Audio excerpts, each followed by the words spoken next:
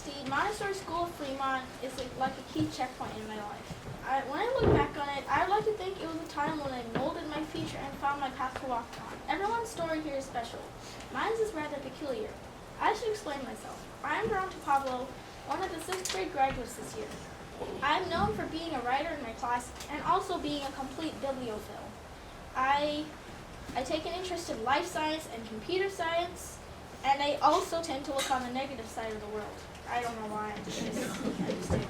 And I also try to look into conspiracies about random stuff and a lot of stuff, and I'm told I'm smart and funny. I admit to you all that I am nervous to speak before you because I just have this problem. But I hope that you guys will all understand me when I say this. My primary years are hard to relate to. My primary years are hard to relate to. I have reason to believe I've been cursed by an unknown source to not remember much of anything before 1st grade. One thing I do remember clearly and it is because it is carried on to now, is because I was heavily obsessed with researching. I don't know why I had this urge, but what I do know is that it's carried on to now, and it's evolved me and who I am. I felt like when I left Mission Valley, the school I was going to, I felt like I was prepared for my new school, Montessori School of Fremont. When I walked into Poplar, one of the things I noticed and remembered is that the class seemed a whole lot more organized than my old class. The years sped by like lightning, to my disliking. One thing I do remember clearly is just sitting on a hill, talking and thinking to myself. I eventually made some friends, which was good too. Miss Narcisa was a nice teacher. 2nd grade was the most uneventful one. There was nothing really going on, and the only thing that really interested me was the camping trip. But it went by way too fast for me to really process that I had actually left my family for like 3 days. So 3rd grade was the slowest but saddest year. It was sad because I knew one day would be my last at this class. But it was also sad because one of my friends had left halfway through the year. I felt a new emotion I had never felt before, deep loss. I wasn't sad for my other friends because they were still in the school.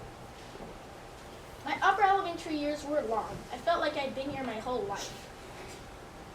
And in a way, I kind of have been. But my years here are all so long, it would be hard to explain it in brief. I'll just give you some key pointers.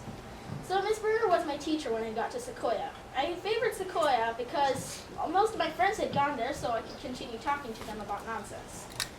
I had been not the best student because I always was going against the rules. I thought they were quite ludicrous, if you would ask. And so me and my friends were like conscientious objectors, and we were hoping to bring about change in the system. Upper Elementary brought up one thing that I really didn't look forward to: week-long trips. The first one was Catalina. This was by far the best because, well, we went on an island, and I always wanted to know what it was like on an island surrounded by the ocean. And we learned about marine life and kelp oceans, and we went on activities like kayaking and snorkeling, and it was really educational and fun. I prefer you would go there yourself if you're not scared of the water or anything. And so we did Washington, D.C. In my opinion, this wasn't the most interesting trip, but it was still fun going to battlefields and monuments. And I just got that, oh wow, I'm right here feel. And then this year's trip, this was really one of the most interesting. We got to go to a time and place where people didn't have all the technology we have today, and it was just really interesting to go to Cliff Palace and climbing down really tall ladders. But I prevailed nonetheless, and I escaped these treacherous terrors.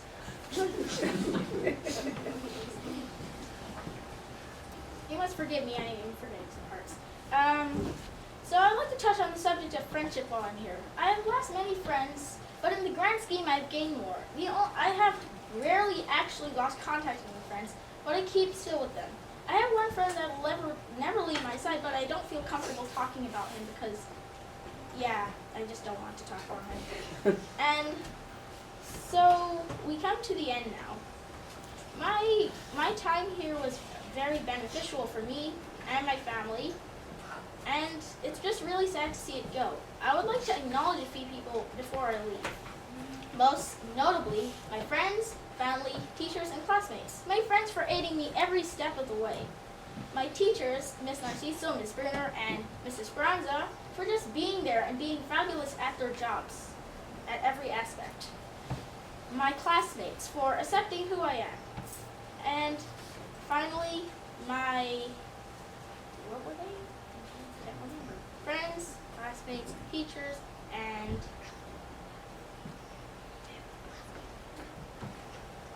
family. Yeah. So my family, I'm sorry guys, my family for pushing me every step of the way so I could succeed. When I look back, I know I could have done more, but this encourages me to put every ounce of effort into the next chapter of my life.